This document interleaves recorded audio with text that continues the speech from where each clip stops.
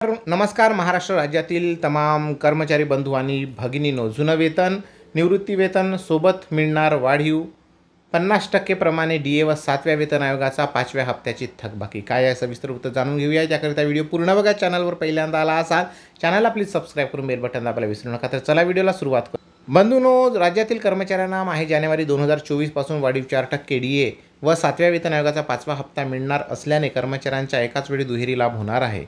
वाढीव 4% महागाई भत्त्याचा लाभ म्हणजे काय की केंद्र सरकारच्या धर्तीवर राज्यातील कर्मचाऱ्यांना माहे जानेवारी 2024 पासून 4% वाढीव महागाई भत्त्याचा लाभ अनुज्ञेय करण्यात येणार असल्याने राज्य कर्मचाऱ्यांना आता एकूण 50% दराने DA वाढ लागू करण्यात येणार आहे।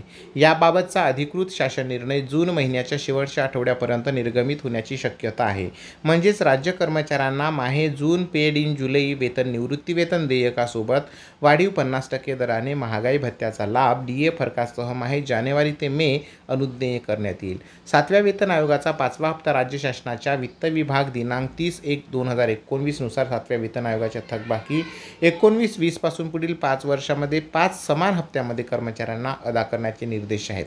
राज्यात कोविड-19 रोगाच्या साथीमुळे राज्य कर्मचाऱ्यांना निवृत्ती वेतनधारकांना 1 जुलै 2021 रोजी देय असलेली 7व्या वेतन आयोगाचा तिसरा हप्ता हा 9 मे 2022 रोजीच्या निर्णयानुसार अदा करण्यात आला। तर 1 जुलै 2022 रोजी देय असलेल्या 7व्या वेतन आयोगाचा चौथा हप्ता हा जून 2023च्या वेतनासोबत देण्यात आला। तर आता जुलै 2023 मध्ये देय 7व्या वेतन आयोगाचा 5वा हप्ता जुनं वेतन देयकासोबत जून वेतन देयकासोबत अदा करण्यात येईल असे दिसून येत।